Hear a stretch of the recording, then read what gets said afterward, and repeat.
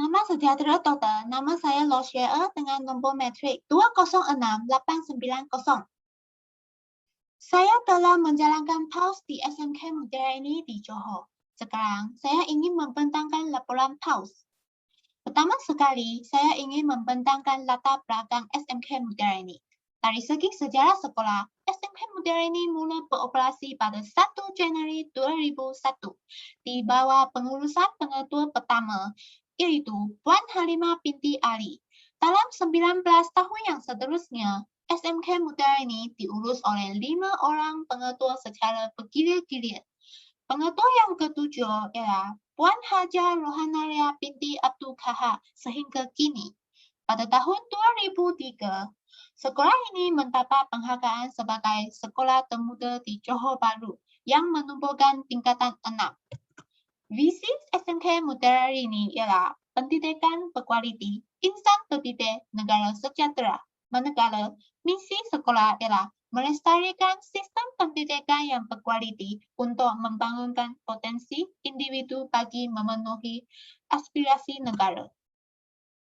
Merujuk kepada peta 1, lokasi SMK Mutiara ini terletak di tengah-tengah kawasan perumahan Taman Mutiara ini, Skudai, Johor Bahru, iaitu kira-kira 25 km dari Bandaraya Johor Bahru.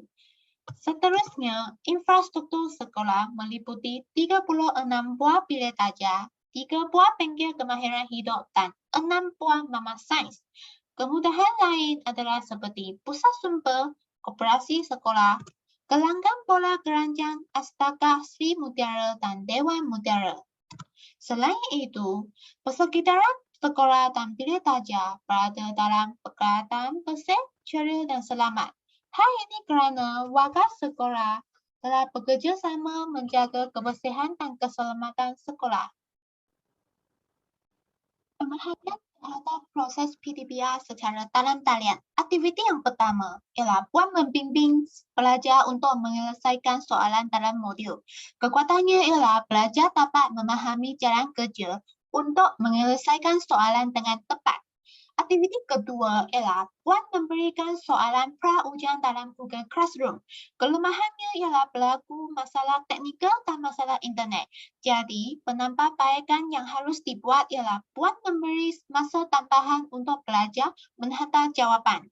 Aktiviti ketiga ialah Puan membincangkan jawapan pra-ujian dengan pelajar. Kekuatannya ialah pelajar dapat mengetahui teknik menjawab dan kesalahan mereka. Di samping itu, alat bantu mengajar dan bahan bantu mengajar yang digunakan oleh Puan semasa PDPR. Pertama, penggunaan modul. Kekuatannya ialah menjimatkan kos dan masa. Kedua, penggunaan visualizer. Kekuatannya ialah memudahkan proses PDPR. Ketiga, penggunaan pen yang berwarna-warni. Kekuatannya adalah supaya pelajar mudah untuk faham. Amalan pedagogi yang digunakan oleh Puan semasa PDPR adalah berdasarkan amalan pedagogi abad ke-21. Kekuatannya ialah mencipta persekitaran pembelajaran yang positif dan memudahkan pentafsiran untuk pembelajaran. Seterusnya, Puan telah menyediakan rancangan pengajaran harian iaitu RPH sebelum menjalankan PDPR. Kekuatannya ialah memastikan objektif pengajaran dan pembelajaran tercapai dan dapat merancang penggunaan alat dan bahan yang sesuai. Seterusnya, Puan sangat kreatif dan menggunakan berbagai cara untuk melaksanakan KEBAT. Cara pertama ialah Puan memberi soalan KEBAT kepada pelajar sebagai kerja rumah. Kekuatannya ialah pelajar akan cuba untuk menganalisis soalan dan membuat sendiri. Cara kedua ialah penggunaan aplikasi Quizy. Kekuatannya ialah menarik minat pelajar supaya berfikir kerana Puan akan memberi hadiah kepada pemenang.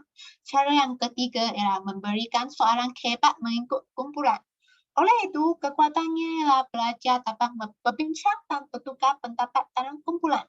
Melalui pemerhatian terhadap proses PDPR telah membantu saya membuat persediaan diri sebagai pakar guru. Hal ini kerana pemerhatian terhadap proses PDPR telah menampakkan ilmu pengetahuan saya.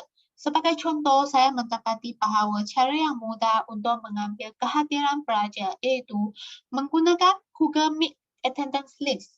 Selain itu, saya telah mengetahui bahawa cara untuk mengajar matematik. Misalnya, saya perlu membuat perbincangan jawapan dengan pelajar supaya pelajar tahu teknik menjawab.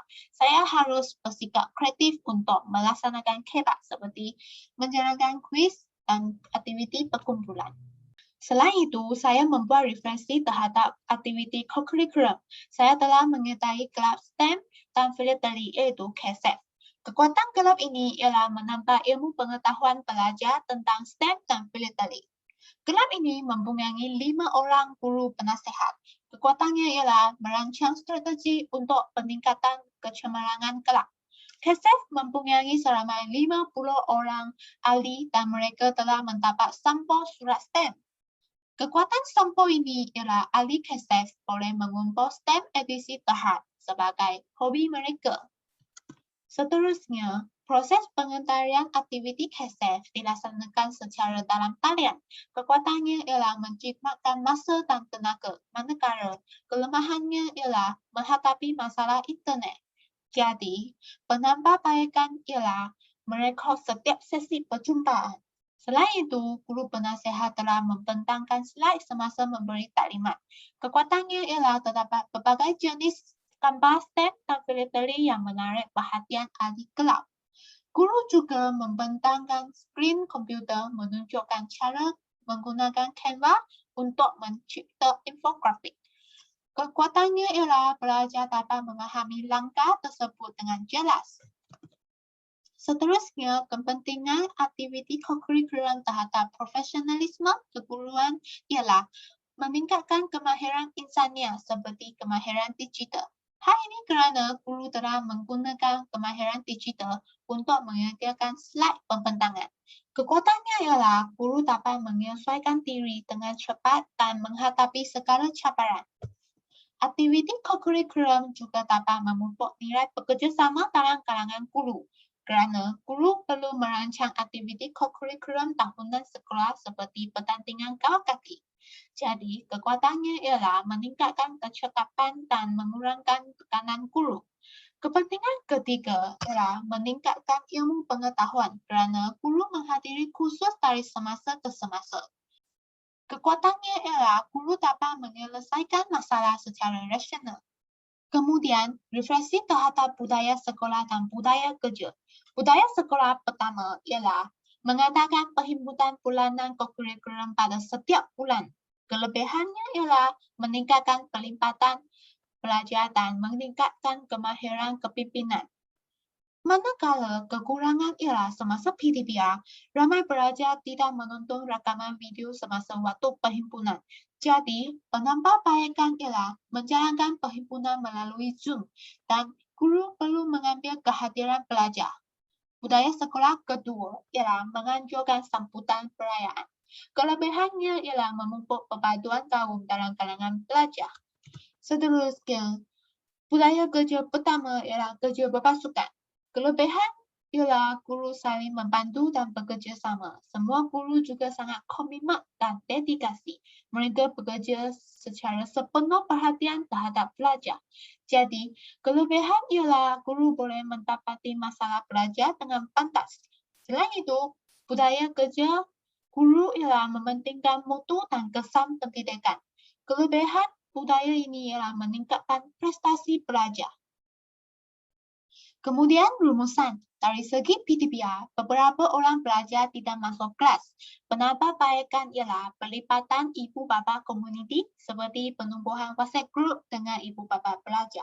Dari segi co-curriculum, pertandingan kawal kaki terpaksa dibatalkan semasa PTBR. Hal ini menyebabkan pelajar kurang kefahaman tentang kawal kaki. Jadi, cadangan penambahbaikan ialah guru penasihat memberi taklimat kepada pelajar tentang pengetahuan tersebut. Dari segi budaya sekolah pula, saya telah terangkan tadi tentang perhimpunan. Perasaan saya sepanjang melaksanakan PAUS ialah saya berasa amat bersyukur kerana mempunyai seorang guru pendamping yang baik. Saya sangat gembira kerana telah mendapatkan pengalaman melaksanakan PTBR. Selain itu, PAUS dapat menyediakan diri saya untuk menjadi seorang guru kerana saya telah belajar teknik untuk mengajar matematik dan memahami cara proses pengendalian aktiviti co-curriculum. Paus juga mengalah saya untuk berkhidmat dalam profesion keguruan kerana saya mendapat berbagai pengalaman. Saya mendapati bahawa profesi ini sesuai dengan saya kerana saya seorang yang bersabar serta suka mengajar. Akhir sekali, saya ingin mencadangkan program sulam, iaitu program kesukarelawan. Objektifnya ialah memenuhi keperluan komuniti serta meningkatkan sosial dan kemahiran sivik dalam kalangan pelajar. Melalui program tersebut, pihak sekolah boleh menganjurkan lawatan ke rumah penjagaan orang tua. Pelajar boleh mempelajari cara untuk menjaga orang tua dan kebaikannya ialah memupuk nilai simpati dan kasih sayang. Itu sahaja pembentangan saya. Sekian, terima kasih.